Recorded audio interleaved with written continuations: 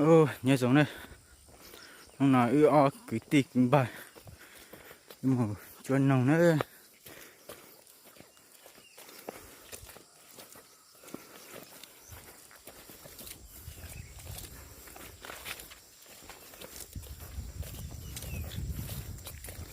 cái thằng gặp mày á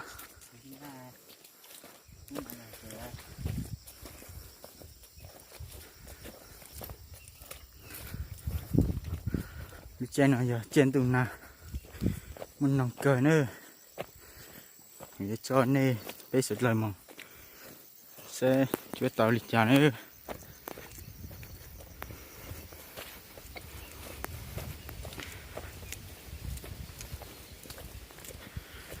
nào nhiều khó lo tung cho nó chẳng tôi nhiều khó tua chỉ là đây nó là này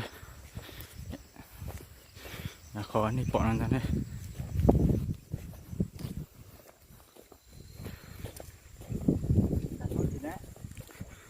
chỉ phải cắt sai và tính mua chỉ hoàn tay sợ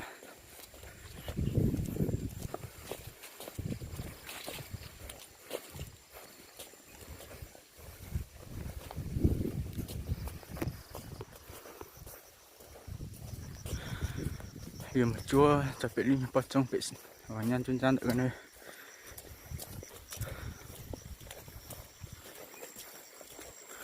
nào giờ bây giờ kỳ mũ lao tê nhớ cho nhà to xa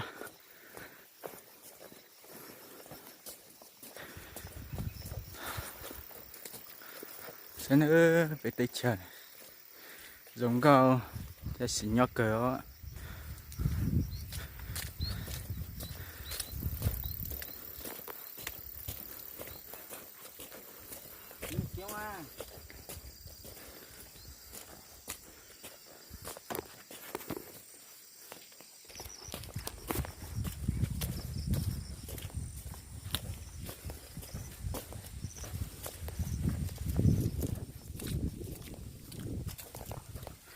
chuột tôi lan chè nữa trong tổng thành danh sư khó xe cỡ lúc trên nào chỉ mới nhặt xí gì cỡ một chuột nào chuột nông thêm mua rau nó thêm mua rau chua mọt nữa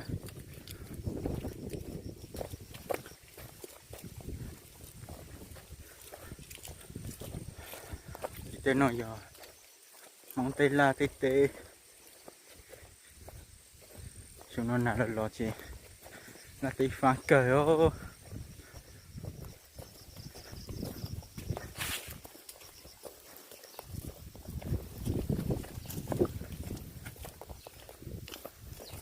chuột tôi thôi mà làn trà sữa giờ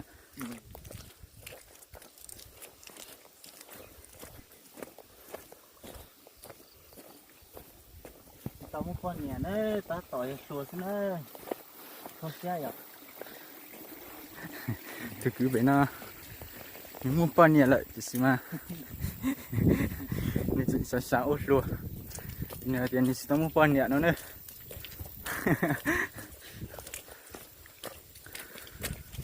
họ cũng chỉ tao mua họ cũng nè cũng có một cậu ít xong chứ ta chỉ o dầu lại nói với cho chị thảo sẽ mà muốn nó phụ đạo phụ đa nó cái nữa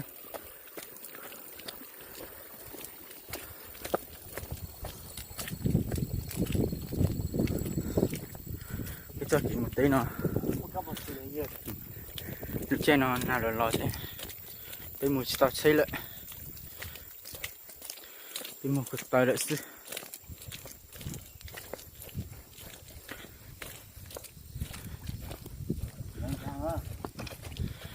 nhớ ít là chỉ yêu chưa sợ cái nữa ta sử dụng nó yêu một trả bạc xong chạy dạ họ được hẳn nó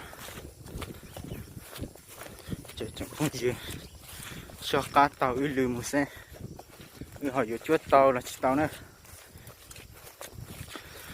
cho lý xã mà nhiều tàu xứ nè nghe thì chuột lá chỉ họ số vàng chuột nồng lại chỉ tàu này nữa sẽ tàu là đi ở từ mà nhìn chút tàu xứ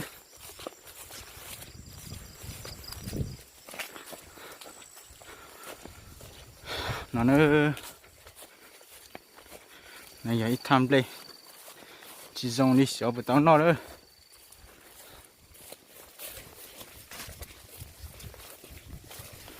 trên nó một cái gì các bộ sự cái nhựa để đau cơ lại cả hạ pha mà tao luộc kia nó từ nó mở tao lại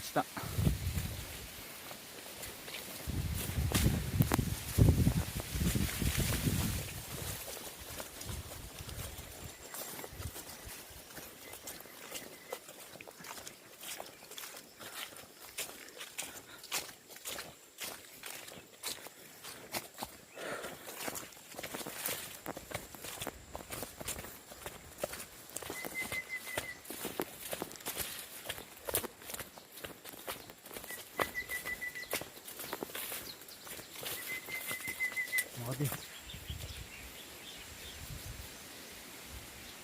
siêu nhân giàu nữa thôi à mà giàu sao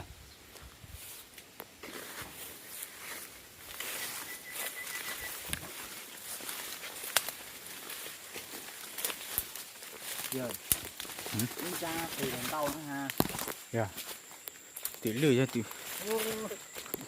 sao rồi chứ thầy á nhớ rồi đấy để nó giờ luôn trang tự giờ tôi cứ non thì tôi mạo tự này này tôi mạo tự lo sẽ giống cầu hành đó gì mà mong chỉ mua chỉ cho tôi nói rau thì chỉ đi tôi sang đợi nó lại chỉ bao sẽ giờ na tọ là giờ thì chọn mua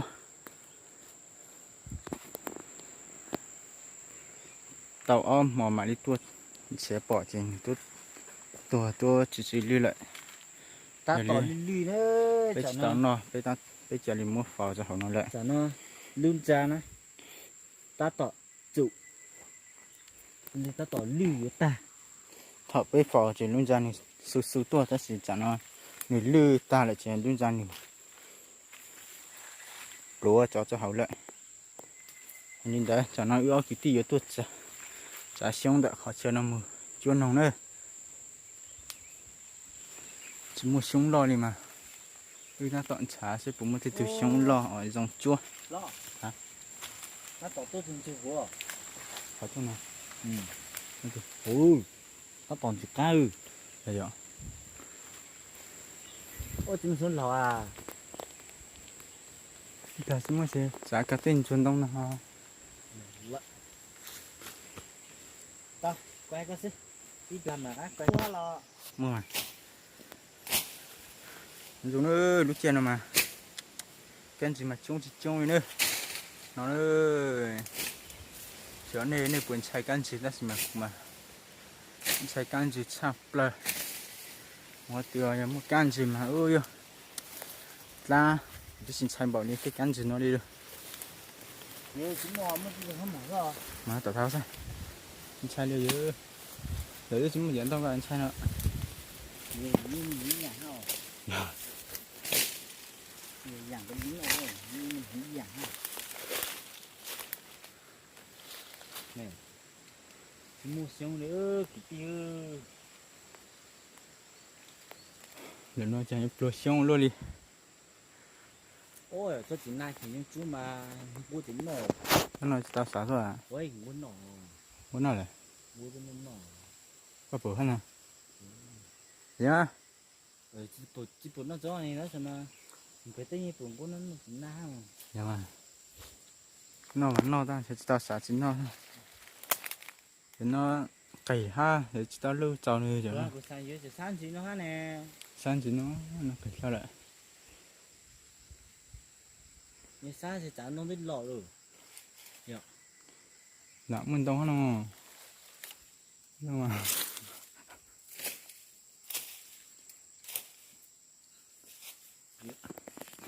cái này à xong tận mà cá bản chế ra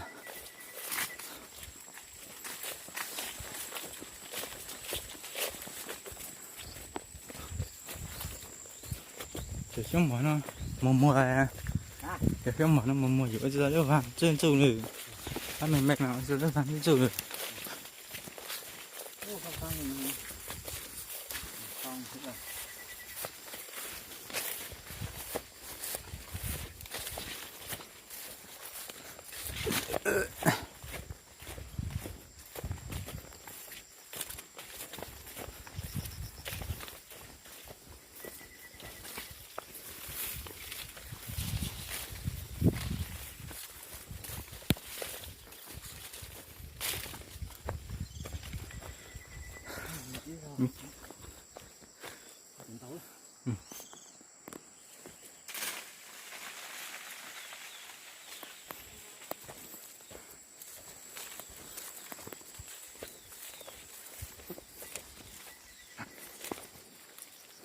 Phải tao Pan lùi được à. tạ, pan được tạ. Ui, Gì? nắm trong cái ô dư. Giờ Nha. Nha con này cô.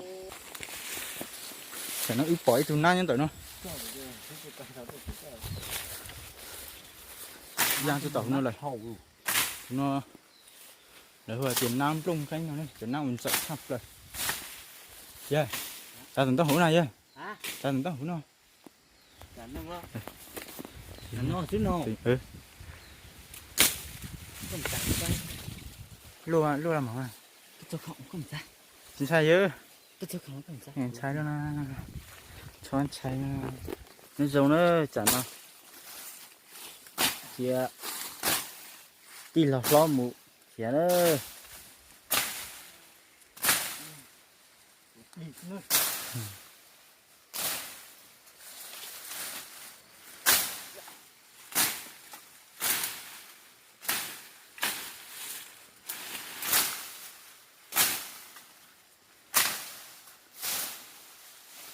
Nước chai nó phá hành đi nữa một khó tí rồi xin tàu luôn đi xin thấy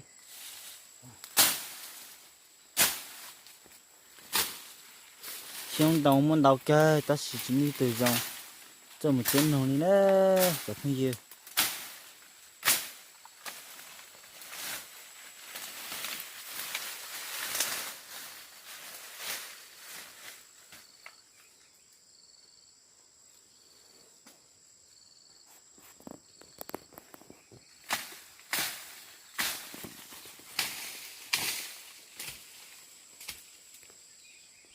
nước chai nó chỉ nó xem luôn tàu làm chỗ xe xe anh chưa chúng mua về tờ lưỡi một tàu nó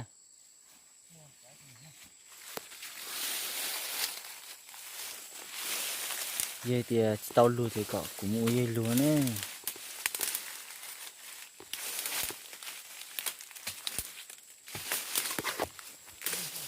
hả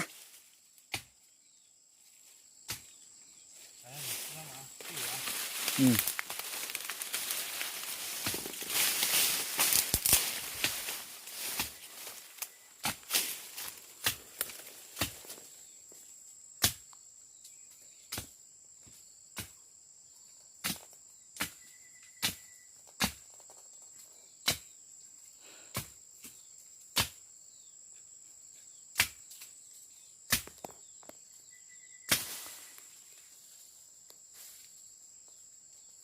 ngồi luôn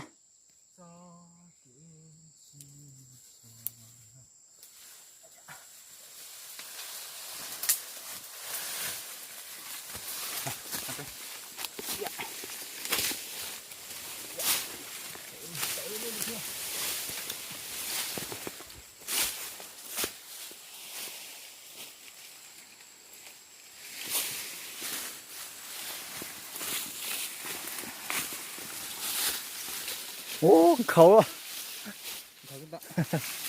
Thôi cái tạ chỉ làm tới thôi. Wow. Cái sao vậy?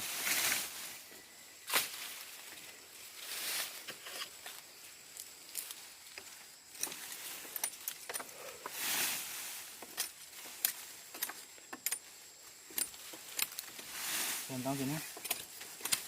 Spa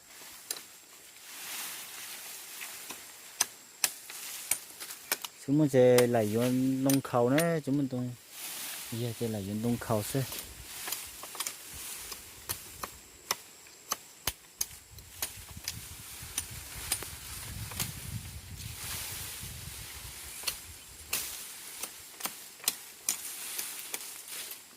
Giờ tôi còn gì cơ?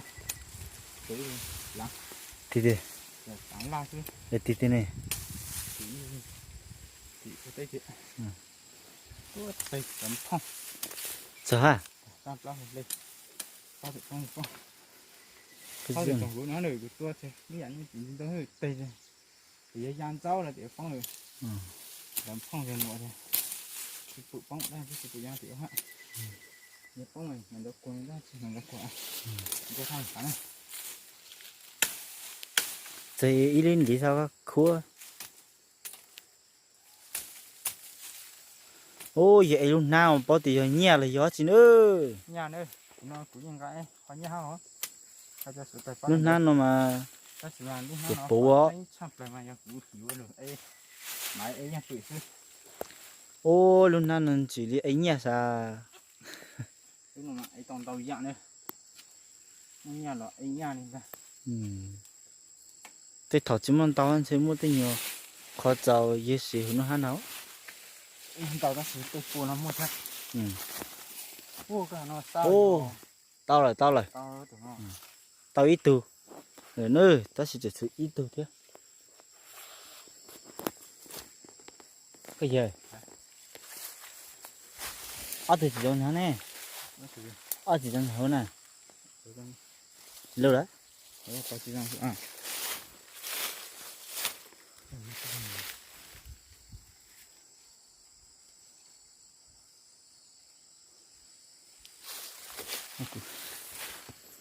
không trả lời gì hả đúng không Đúng này. trả lời sao vậy sao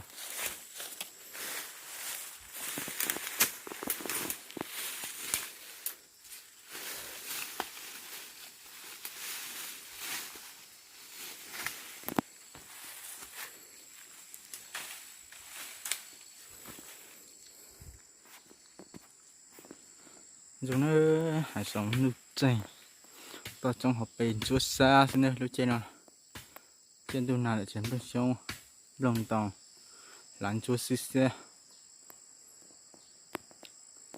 hỏi sẵn tuân tôi trên xin chúa lại tuân tôi trên đâu quản chia đi nữa vì lần này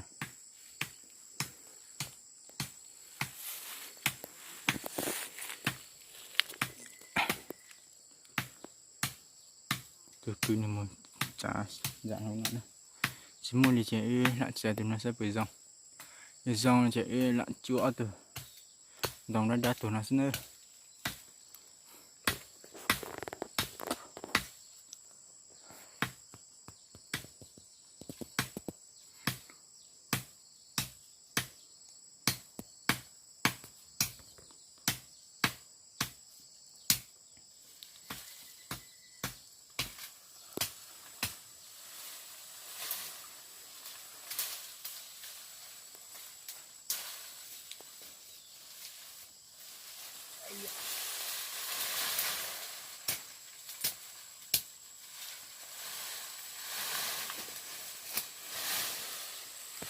cái thời gian rồi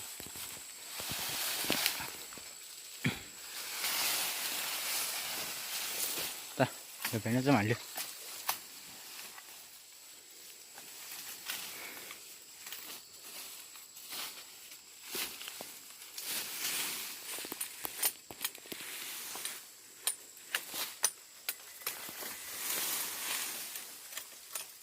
đi hở sát chế một những cọc ạ những cọc mà phức khôn nữa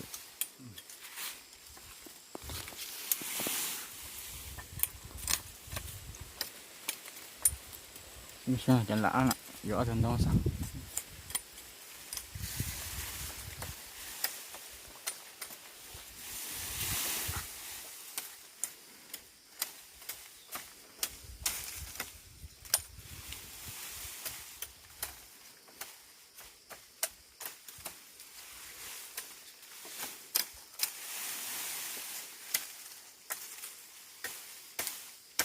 Ui nó tu gì. lần lửa chả đi chứ mà chả cho nào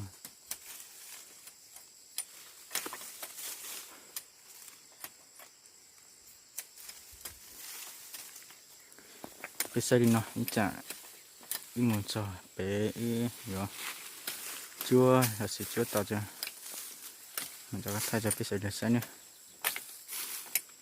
sau đây ba xe sai theo tàu lư Xây dựng dòng đi chả nữa.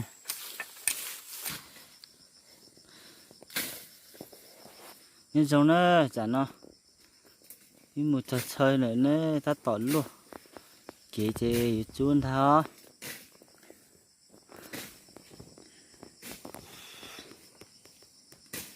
chỉ bao tiền shop nông bùi yan nữa nữa ta xem mà bỏ chỉ chế lạ chúa xe nông vẫn nó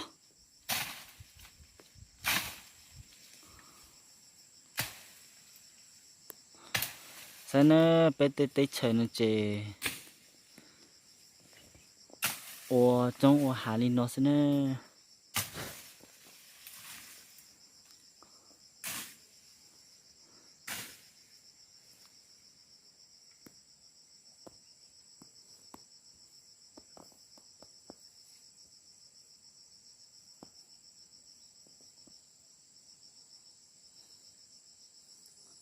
luôn này chân tông qua lo lấy tiền ở lúa à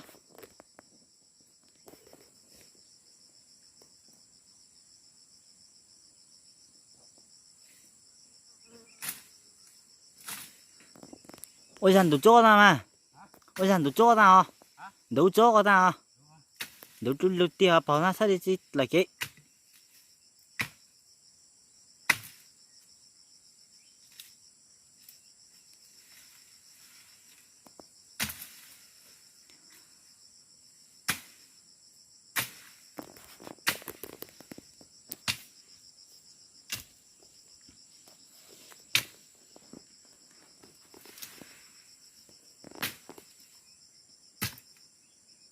thế luôn này con dàn ở chỗ nào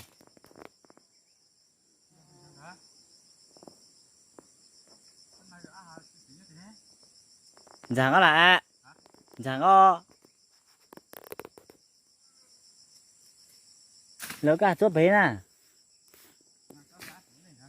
chân tay như thế đó thì lúc thon ở chỗ nào hay đi tán到chỗ đó lúc mà thon lại con cháu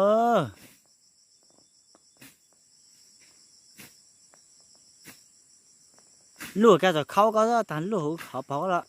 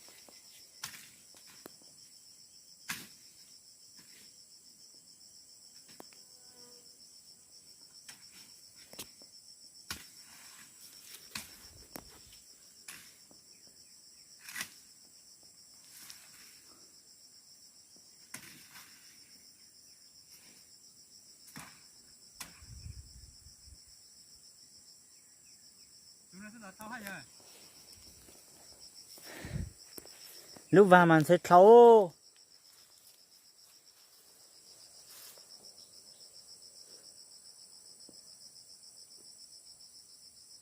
vậy thì muốn tông trong khi cái này muốn thì lúc vậy thì lo à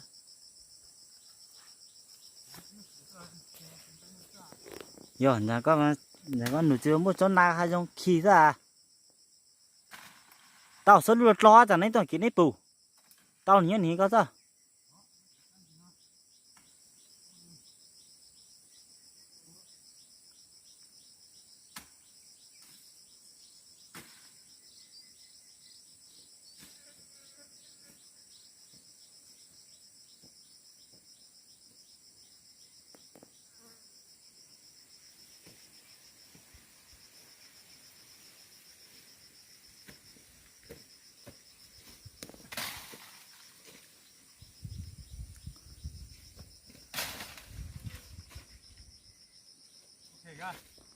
Ừ. Giá mà mấy lưỡi nhìn chứ mà mua ha. Chỉ mà mua chẳng có. Chỉ như có lọ. Tao à. Sao được lo nó sao chỉ bù.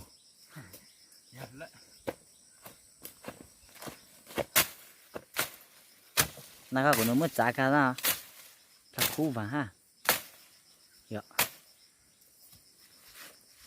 Nước vắt xa bên mà trái này, trái này. Lúc phát xa hồ. Là như vậy, chúng ta cũng sáng lên chơi. Lúc phát đấy ra của chú họ, lúc họ có rất là ha. Rồi gắm hắn lúc ở bên chú để tao ha.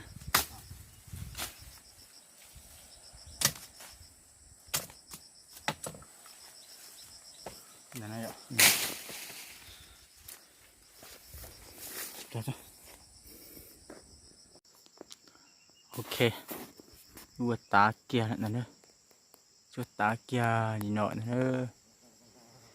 Giờ nó bây giờ cho cam một. Nó ít chả ít mà đi tuột xuống. Trong phòng giường ba xe sai. Một xe dùng mà đi chả nữa. Chị đi dùng mà dòng hay ở xe nè. Họ có mà dòng nữa. Chỉ mà chờ là họ có màn tao nữa. Một chơi. Chả mà tuột xuống. Đây. Đây mà rất chưa. Ê, nhà cây đó. Được cái nhà cây sao là? Chỗ nó mở tránh nhà cây này. Ô, nó lột thằng nó giờ. Nó là nó. Ô, là na. Nó lột thằng này tốt được đó. Và chiếc cây lâu nó rất là có người tặng ấy.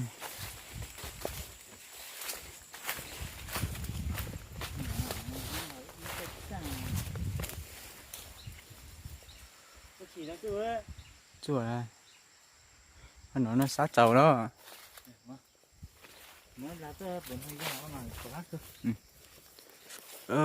Lì nó sẽ lưu. Cho ca một chế tao kỹ này nó cho ca cho buôn chả hả? Trời ơi. Chả mà tôi xóa xe trong đi chả nữa chẳng không gì. Sao cá tao lưu.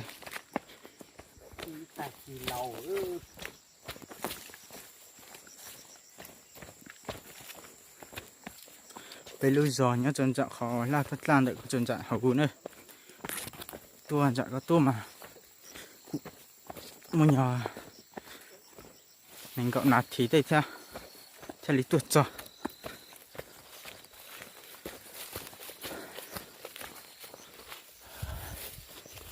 Nó gì nào? Bây giờ. Đi nó xem. Ba sai nhau chạy ít chỉ bị tuột số sẽ dòng đi chả này chẳng phải gì nữa. Sau cá tàu lưu một sẽ dòng đi chả. Ok.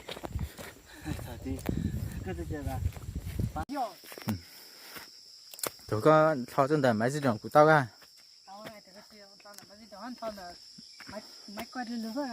Nhân thật, tao mấy gì đồng à? Tao mà. Nhưng giống nữa, cái gì hãy nó. Đưa chọn cá tua mà xuống nào. Coi này.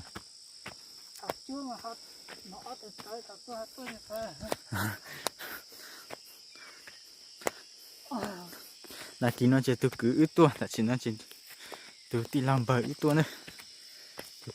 Từ cứ bờ sẽ nửa chỉ không là nửa đã chỉ lại.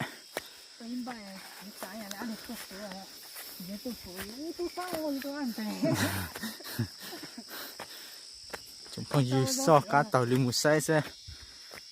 Mà chỉ mà ơ. Dị mà những mà ta chỉ mà xe. Họ chỉ mà nồi dàn rồi thì họ chỉ mà xe.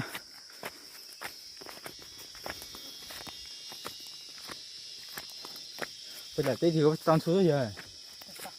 Phát trời hết rồi.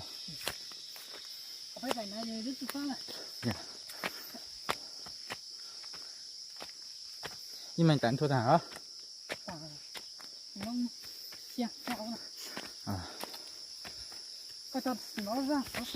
Làm gì? Phải tích sạch số gây. ra cho ở hai ta bị một chai chỉ mua đi từ xuống rồi khoảng đây lấy tài từ thôi nó sẽ sửa khá chơi cái tài từ thôi to rồi bây giờ tôi mua hàng cái to hơn tôi từng gạt cái như này nữa đây nó tụt xuống tới là cái xuống yeah thế mà nó đấy mà bách nó to ui giời mà nữa tí tí nữa sao cá tàu lưng một say nữa có gì mới thì tìm chỗ ta ní nó nhận lại với thầy chưa ạ tôi to bây giờ mà lại nữa ta xin mà trời ơi từ đây nó có hồng cua nó sao wow dữ cua sôi à ô máy tôi ô mà ong quá ô tôi à tao thùng quá đây đủ tí nữa máy được phút lẩu nữa mới tin là tôi có một lần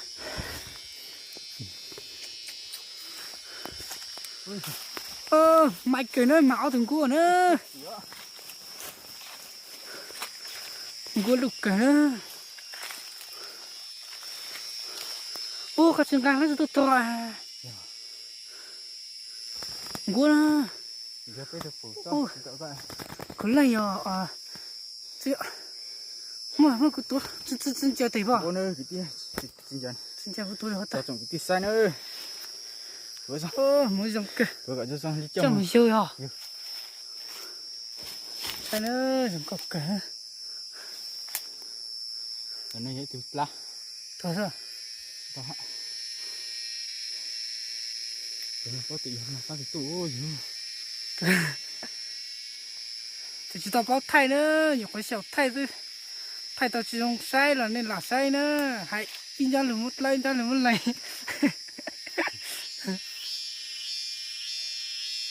hay được chăn nó cho từng cái hay có cái này đấy tôi coi tự họ nó cụ nha là rồi anh nào mới tự con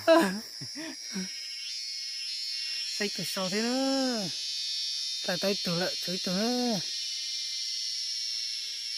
thằng cái chơi tụi thế có mua son tụi ăn thì ra coi này khó thì chúng có mất giá cả lên này sao sẽ mang đi đó cái có rất là lấy chặt tụi cứ lúc kia là cứ sữa thế nó này mang trong thỏi ra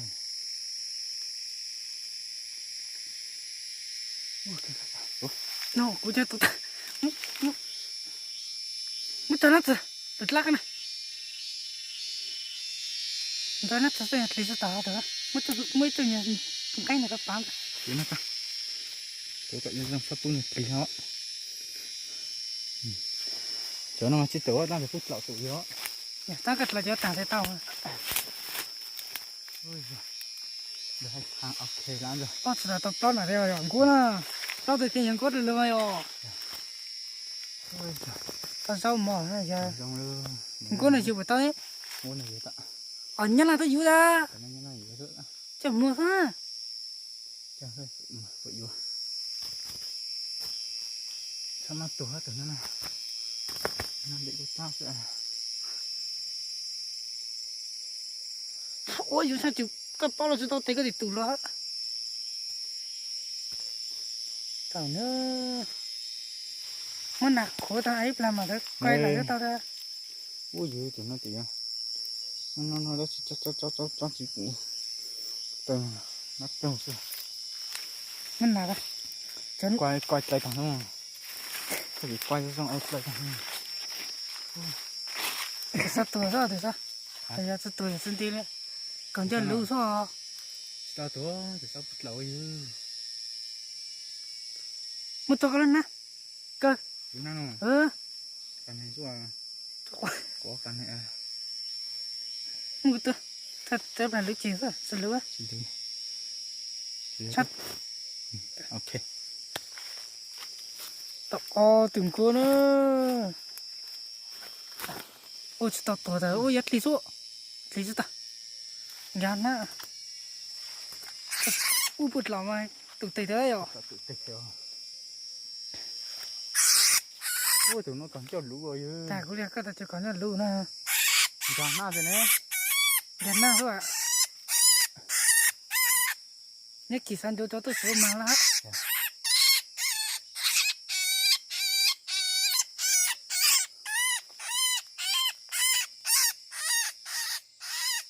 Ê, nhớ không nào tôi đây tôi mua cá hỏi tôi chuyên này. Chứ mà dạng kỳ tôi là tôi chuyên nào sao à? Ủa kìa. Tụi nó nịt tê xa hẳn có nịt giang là dễ tí nữa nè. Tụi nó này dễ tụi nó chút lạo.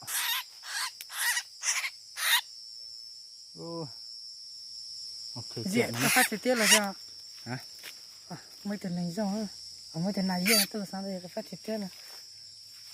Dạ, vui ạ. Ủa khâu rồi. Nó một lâu vậy.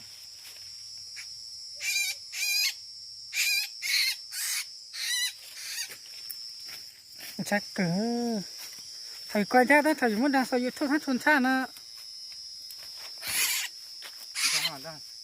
nhá cái tôi còn nên cha cho tao nó nửa máy à bắn cho máy gì đâu à mất tôi lúc sao lo chơi giao cái kia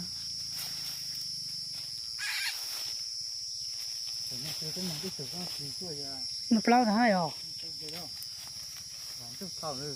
dạ cái nào mà tôi muốn chụp sao ấy thì mình na thôi à Một năm có tiền cần sau ạ.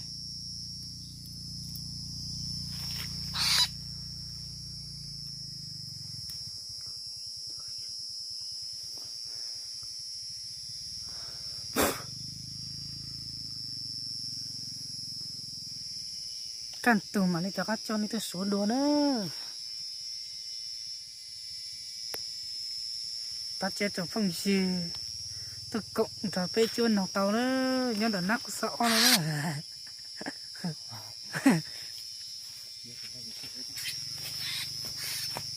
khó khó lại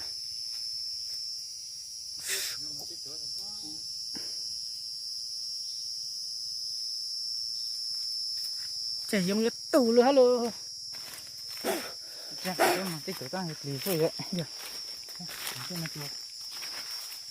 Nó cao sự cái này chưa. thế mà luôn mà chưa lo luôn thì máu yêu tàu gió nó mình tù ăn hàng được Để nó chung rồi.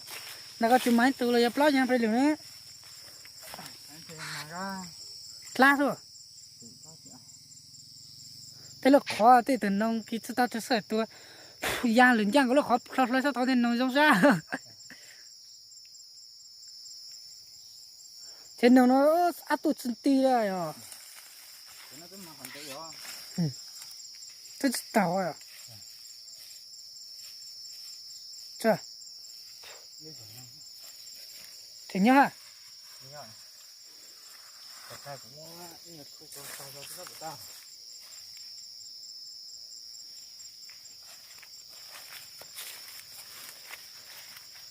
cái hả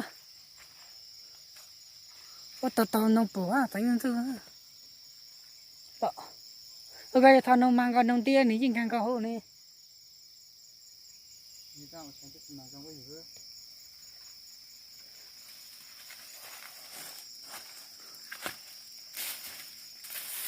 Có chỉ coi lại như giống là sao vậy từ được không? Nó chỉ có nó cả sao đó.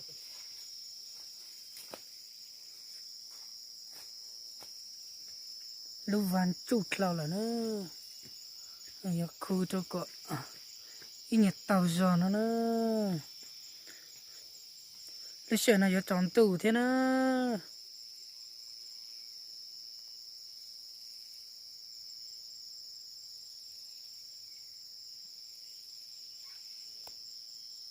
ta chỉ nó giờ đi chim mong đau rồi nữa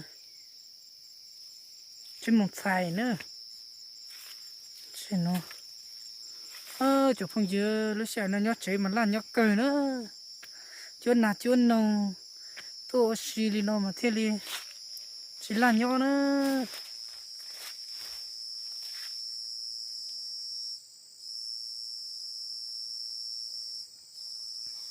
Cái nói gì? Mà cái sữa thằng tôi hiểu. lý do à Tao phải nhận từng thợ hiểu chưa? Tôi khoan phải qua mua.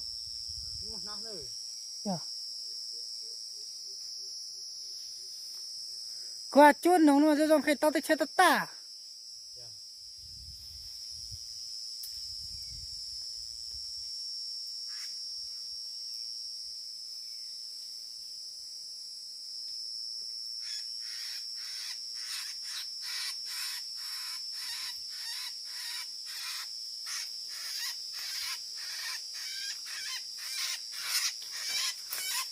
bây giờ lại chỉ nó lấy tôi số nhá ăn chế chỉ cho mấy từ nhá chỉ nó tua à như vậy ơi theo cái cách tốt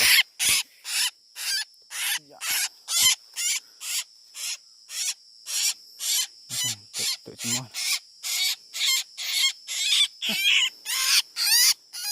nó ơi mà tập lâu từng này ơi ơi ở từng qua họ ít từ bút lọ ít từ lá này lá tròn nữa cho nên nhàng quá cho nên bớt cho nên nhàng quá lá có tay cho nên sửa nó xe nó giờ thổi giờ chọn tôi lại nữa lúc này nhau to xa chuôn nàng chuôn nông đi nó một ký cà xe một ký loại dậy hành nữa không gì nữa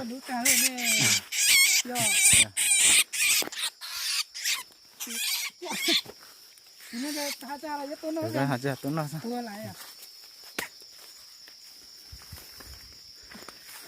tàu lại ưa cho các một chế nhớ can từ bây mà cho các tôi say nữa sẽ tàu là chỉ tàu này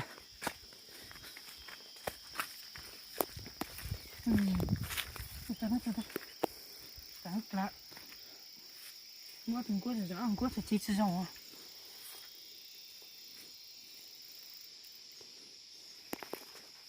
ui đi à nâng cao yo nâng cao lắm có nó nâng cao sao đi đến đâu rồi dòng hạnh đi nữa lúc này to xe chỉ một chuôn na chuôn nông đi nó xin ra nơi không gì nữa giờ bây lên từ nhẹ nó ở pan nào luôn đăng ký là sự xuất hoài cho cũ có cú cho ra xe là bây giờ được nhà giống nữa chẳng có gì thảo ta ký sợ cho nó cho các tua số bản này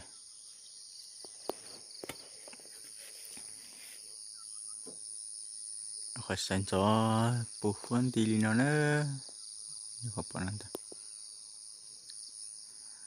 chỉ to thì kính bài tốt ra nhưng mà đi muốn nữa ta kia nó chết ta chết xịt thôi lại chọn những cái chơi tới lên xem à lần rồi có cú lên nó xin nữa mấy cho sợ chân động kia sợ cái này chọn con gì sao cá tàu lưới rồi em mua xe nhưng mà đi chả nữa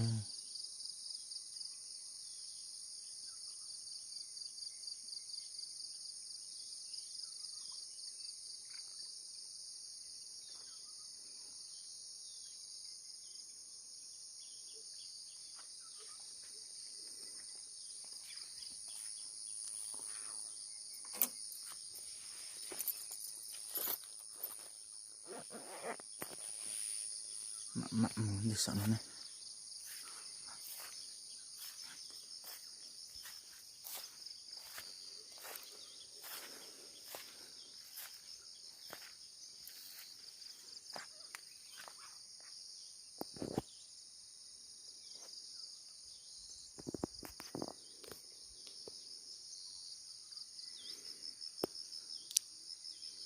nhớ rồi giờ ta sẽ thở ra ta kia sợ gió nữa nè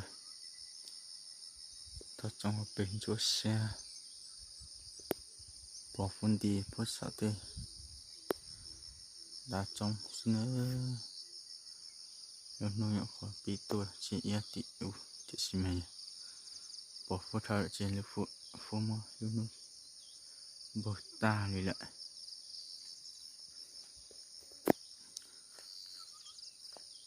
chưa chụp con gì sao có tao liền mùi đây là xe để nói ý thật tê để nói giờ chậu lì tê nữa dạo tha tê bỏ cười nữa thảo bé chị giàu bé chị bao giờ bé mới hồ hai tiền buôn trồng chó bỏ cười nữa ta xin nhìn nó lo tua chị sai chị dạo cho bỏ cười cho nên lý do thì xin mình dạo thuốc cười ít từ cho muốn non đó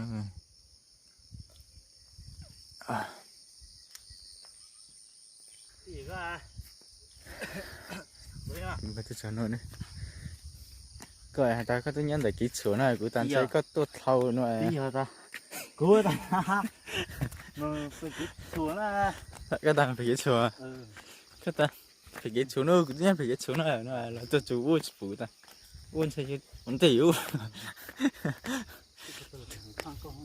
cái tôi nhắc hạt tỏi chết tôi xin lì lì á to ha chỉ là phá nó tôi này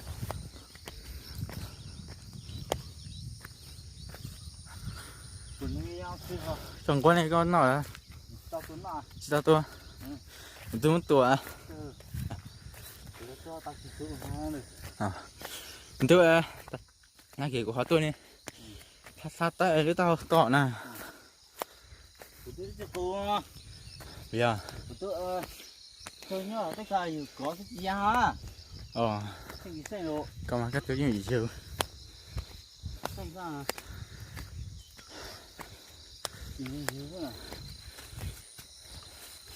ôi nhà khó sấy rồi bao tiền mà dữ để nó mua một plan thì thở mà plan thế mà lại làm một chỗ cái chỗ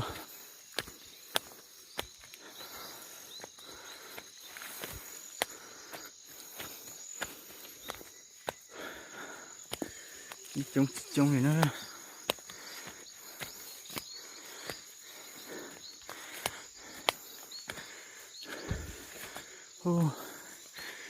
chui xin mà tôi giờ à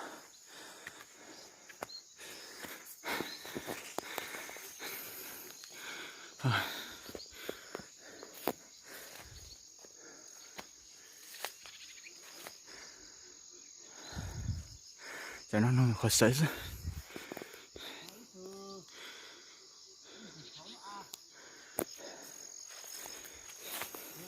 hả mấy gì sao chứ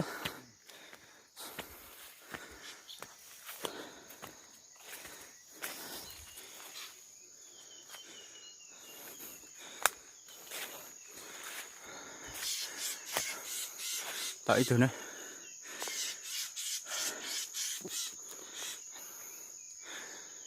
cho nó khỏi sợ chứ chị tao tới từ xưa nhớ chả nhớ cá sấu ra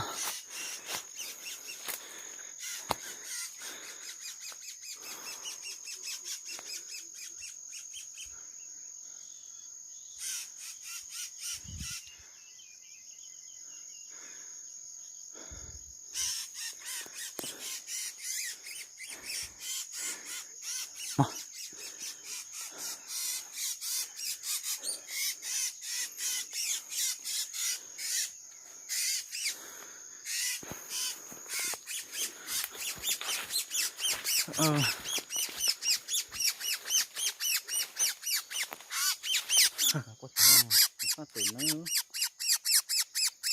không lắc luôn trên xa rồi tụi nó rồi không có không lắc luôn hãy chở theo vui rồi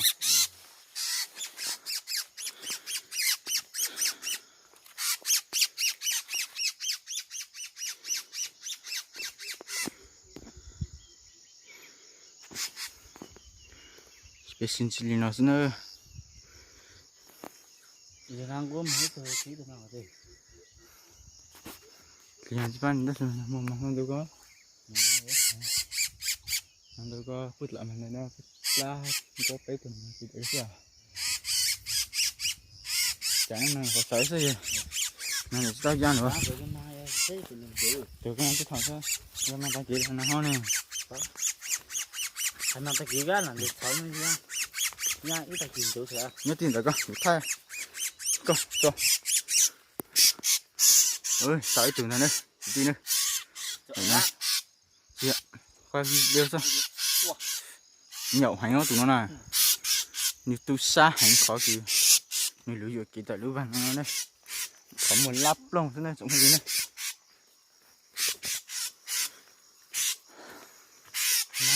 nó có cái gì quá coi cái là giờ cho con một con giờ hả thở giờ ta sư bên mặt cho con tua ok chút suốt luôn xe giờ dòng đi chán nữa chẳng phải gì nữa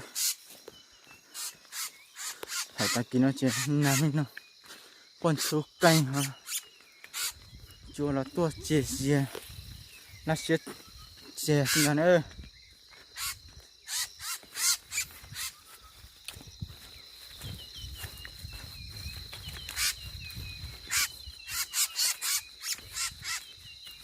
chè chỉ mà đừng chỉ tay nó với à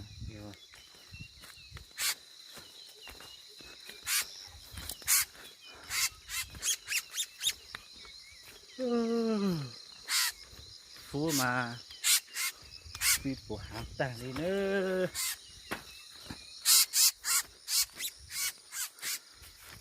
nó vậy mỏi thế nào đúng không nó sẽ gì cũng không lấy ra gì thế à thua thì thua rồi vậy nhá báo xin cho thì nhớ ra thua cái thằng nhớ gì nông qua rộ rời khu xa gì nữa cũng cái tin này nó ăn suy in nó tóm tới sự trên mà khẩu mã muốn tổng thạch thôi được khó rồi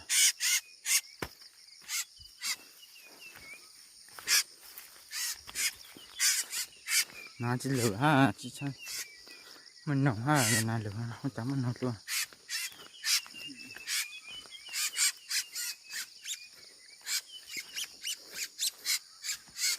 mà nó có khó xác của dị nữa chẳng có gì nữa anh ấy tôi nó chỉ cháo này nên nó có tao sắp đây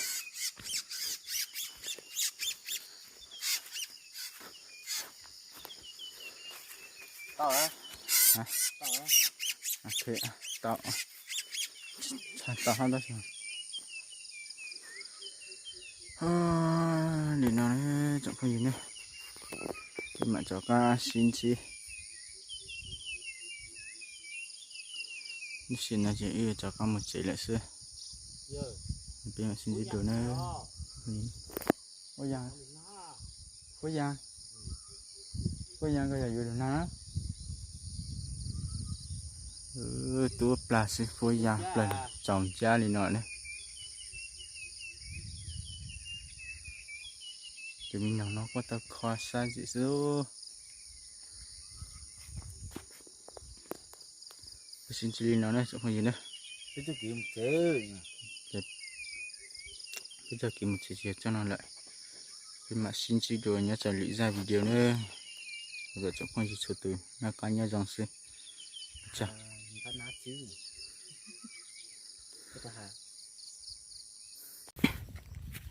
nhớ dòng đây bây giờ nó cho các tua xuống nồng rộng p bây giờ rộng hậu tá sư giờ tụt tu tua nữa để này giờ cụ đi lào tụt tu phải cụ giờ cụ tụt tu thế chẳng phải gì sao cá tỏi liền giờ bên một xe mà chỉ mà nữa lợn nó mà chỉ bao giờ mà chỉ mà nữa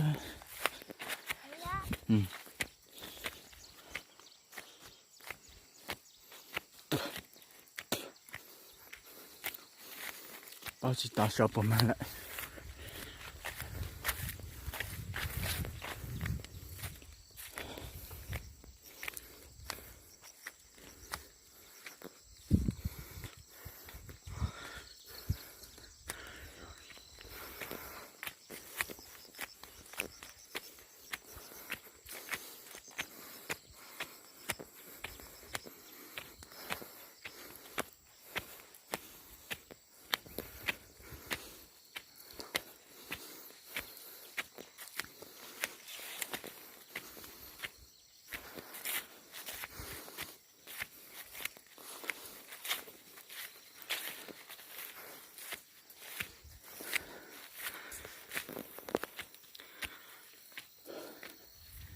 cho cá tàu lưu nữa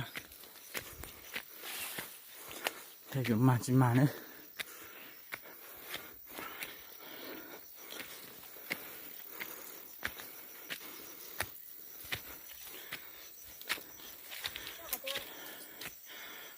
để xem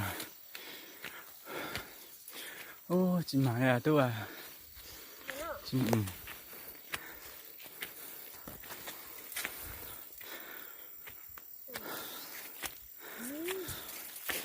ôi sao nó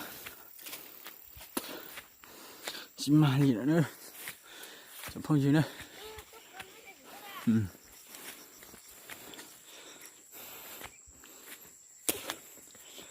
thằng nhỏ có chua chứ mà đó chua tao cho tá lên nó chỉ dùng đi nồng bao lại xưa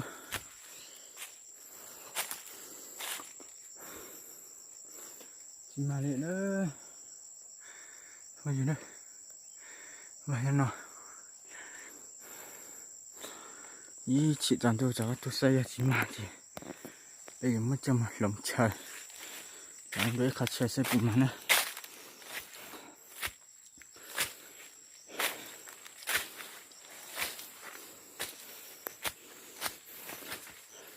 nó ăn dây hành nó chưa gì chúa liền nó ở bên nông lại mà nó bao hành nữa chỉ lặng mà đi nữa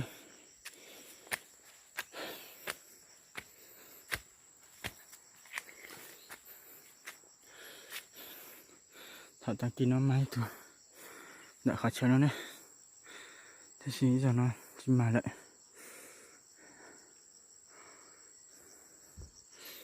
sợ giờ chán tôi anh nó bỏ rồi nhỉ đi chạy luôn thì dọn giờ chỉ chán tôi nó bỏ nó chỉ mà sư nó chỉ là nào gì chỉ một nòng lại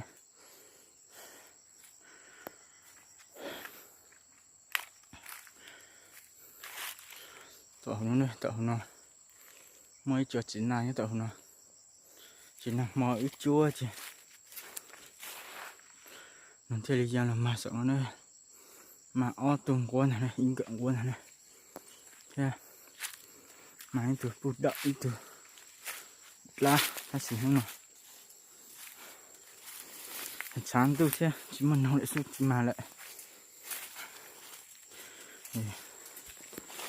这么龙车真的挺难的，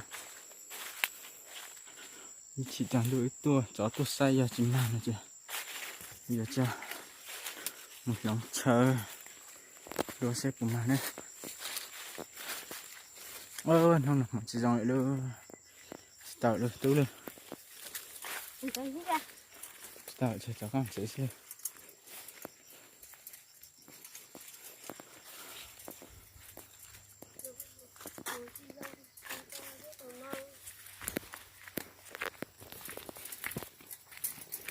Chỉ chỉ tạo ít từ kia đi. Muốn phê luôn. Chị nhờ chị tạo tích từ vào chị này. Tạo ít từ là lên.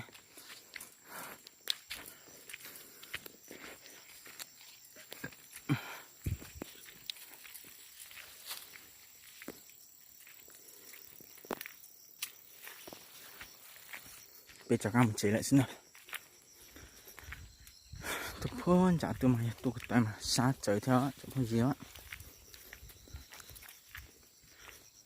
Đây trời nơi nhớ là chụp phun chả khó à. Ở đây đang lại có chân chả hú nữa chẳng có gì nữa.